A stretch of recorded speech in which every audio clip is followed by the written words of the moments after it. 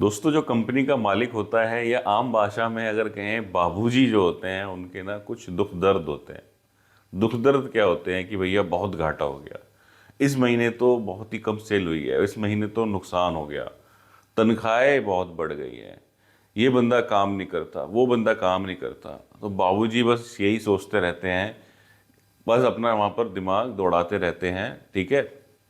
लेकिन बाबूजी के पास क्या है, कोई डेटा नहीं है ये बताने का कि भाई अगर तनख्वाह बढ़ गई है तो कितनी बढ़ गई है, कितने परसेंटेज बढ़ गई है, बढ़ी भी है या बस हम ख्यालों में ही बस हमें लगे जा रहा है कि एक तरफ तो हमारी सेल बढ़ रही है। सेल जो पहले मान लो 50 करोड़ थी वो 70 हो गई, और तनख्वाह हमारी अगर मान लो 30 लाख थी वो बढ़ के 35 हो गई। अब बाबूजी कह रहे हैं यार तनख्वाहें बहुत बढ़ गई, तनख्वाहें बहुत बढ़ गई, ठीक है। ऐसे ही बोल रहे हैं कि बहुत नुकसान हो रहा है, बहुत नुकसान हो रहा है, लेकिन कोई एमआईएस निकाल ही नहीं रहे हैं प्रॉफिट लॉस की। तो बाबूजी क्या है, हमेशा परेशान रहेंगे। तो अगर बाबूजी के पास एक एमआईएस रिपोर्ट हो जो ये सब कुछ बताए, ठीक है, तो बाबूजी की टेंशन ख़त्म हो जाएगी। अब ये एमआईएस होता क्या है दोस्तों? बेसिकली एमआईएस जो है एक स्ट्रक्चर्ड अप्रोच है, यानी कि एक व्यवस्थित तरीका है जिसके अंदर हम क्या करते हैं, डेटा को कलेक्ट करते हैं, उसको प्रोसेस करते हैं और उसको एनालाइज करते हैं ताकि हम कोई डिसीजन ले सके। फॉर एग्जांपल, मेरे पास अभी कोई रिजेक्शन का डेटा नहीं आ रहा, तो सबसे पहले मेरे को क्या करना है, डेटा को कलेक्ट करना है।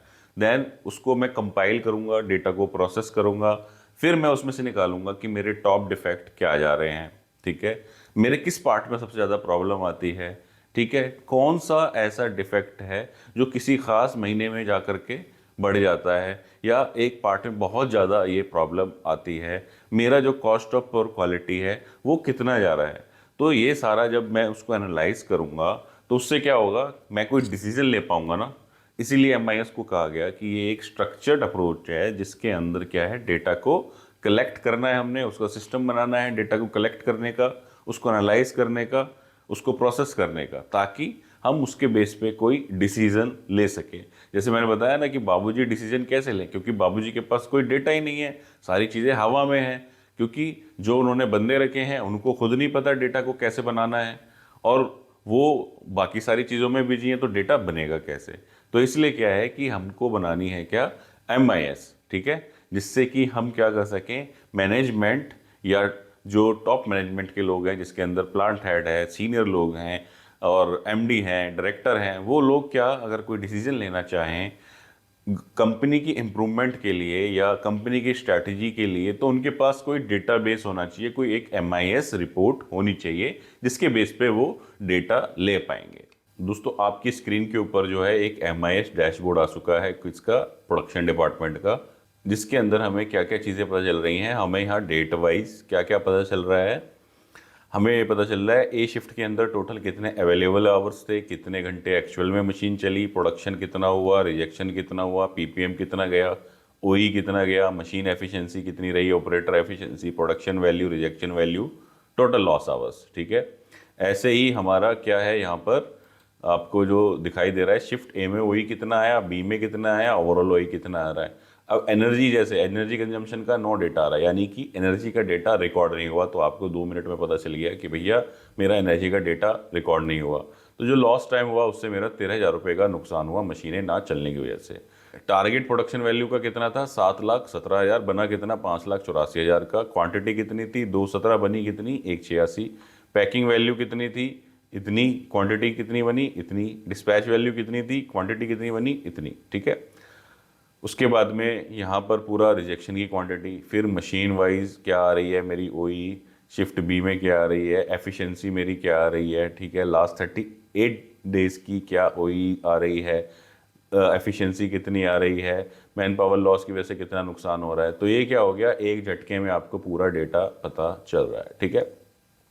अब सपोज आपको किसी स्पेसिफिक डेट का डेटा देखना है, तो आपने यहाँ से डेट सेलेक्ट करी 14, और यहाँ पे आपके पास जो डेटा है वो बन करके आ गया किसका, अब 14 नवंबर का आपके पास डेटा आ गया और ये सब कुछ चेंज हो गया। अब आपको किसी स्पेसिफिक मशीन का देखना है, तो यहाँ से आप जाएंगे मशीन नंबर में, और यहाँ ने आपने सेलेक्ट किया मशीन नंबर 1, ठीक है।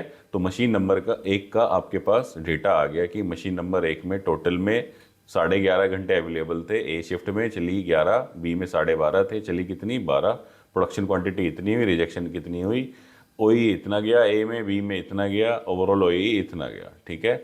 वैल्यू कितने का काम हुआ, 36,000 रुपये का। टारगेट कितना था जो उसमें होना था, 37,000 रुपये का, ठीक है।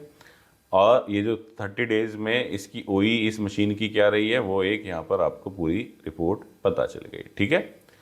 अब क्या है, ऐसे ही मंथली रिपोर्ट्स हैं। मंथली रिपोर्ट के अंदर क्या पता चलेगा आपको, मंथ वाइज पूरा ओई का ट्रेंड पता चल रहा है। यहाँ पर टारगेट 85 है, मंथ वाइज ट्रेंड किया जा रहा है, मशीन एफिशिएंसी का ट्रेंड किया जा रहा है, ऑपरेटर एफिशिएंसी का ट्रेंड किया जा रहा है, लम्स जो जनरेट होते हैं उसका क्या है, रिजेक्शन का क्या यहाँ पर डेटा जा रहा है, रिजेक्शन वैल्यू कितनी हो रही है, डिफेक्ट वाइज क्या आ रहा है, टॉप 30 जो मैं आपसे बात कर रहा था ना कि सबसे ज़्यादा प्रॉब्लम कौन से डिफेक्ट में आ रही है या कौन से पार्ट में आ रही है, वो आ गया। तो इस तरीके से यहाँ पर पूरा का पूरा ये डैशबोर्ड है।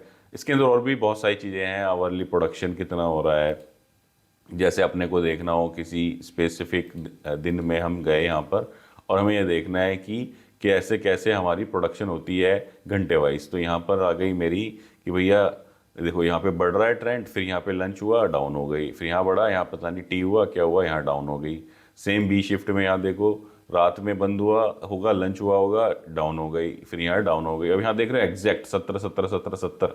तो इससे क्या होता है, एक झटका लगता है यार एकदम 70 कैसे बन सकते हैं, कभी 71 भी हो सकता है, कभी 69 भी हो सकता है। तो लगता है कि यार खेल किया गया है डेटा के साथ, फर्जी डेटा है। तो ये सारी चीज़ें आप 2 मिनट में पकड़ सकते हो, किससे, डैशबोर्ड के थ्रू या MIS रिपोर्ट के थ्रू। अब क्या है, ये रिपोर्ट्स क्या है, डेली आपको मेल आ सकती हैं, मेल आ जाएंगी तो वहाँ से आप तुरंत देख लोगे कि किसने डेटा पढ़ा है, भरा है या नहीं भरा है, ठीक है। अब क्या है, यहाँ पर एक और डैशबोर्ड देखते हैं हम, आपका दिखाते हैं आपको किसका, रिजेक्शन मेंटेनेंस का डैशबोर्ड। इसके अंदर क्या है, 1 जनवरी से लेके 17 अक्टूबर यानी कि टिल डेट तक का डेटा है हमारे पास, ठीक है। जिसके अंदर आ रहा है कि सबसे ज़्यादा जो ब्रेकडाउन हुआ है PP8 पे हुआ है। यहाँ पर भी दिखाई दे रहा है PP8 पे 42 आवर्स का ब्रेकडाउन हुआ है, 2 ब्रेकडाउन हुए हैं। MTTR इसका 21 घंटे रहा है।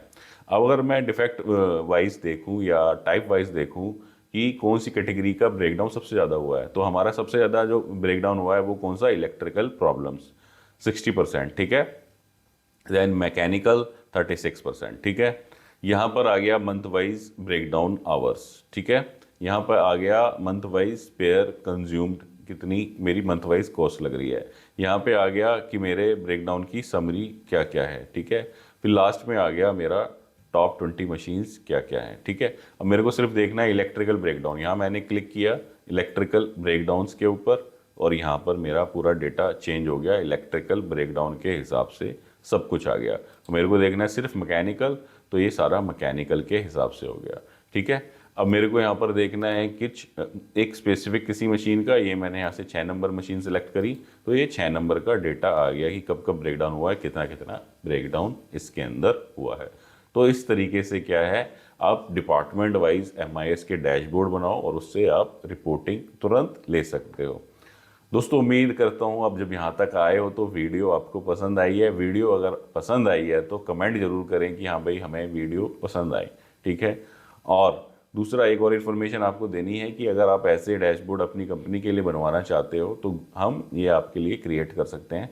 साथ ही हमारे कुछ कोर्सेज हैं जो हमने डैशबोर्ड के बना रखे हैं, तो वो हमारी ऐप जो है AYT इंडिया अकेडमी ऐप, उस पर मिल जाएंगे या आपको नीचे डिस्क्रिप्शन में लिंक मिलेगा, वहाँ से भी जा सकते हो आप हमारे किसके ऊपर, जो ट्रेनिंग पोर्टल है हमारा या ऐप है उसके ऊपर भी आप जा सकते हो। उम्मीद करता हूँ वीडियो आपको अच्छी लगी है। वीडियो अच्छी लगी है तो वीडियो को लाइक करना ना भूलें। चैनल पे पहली बार आए तो चैनल को भी सब्सक्राइब कर दें। धन्यवाद।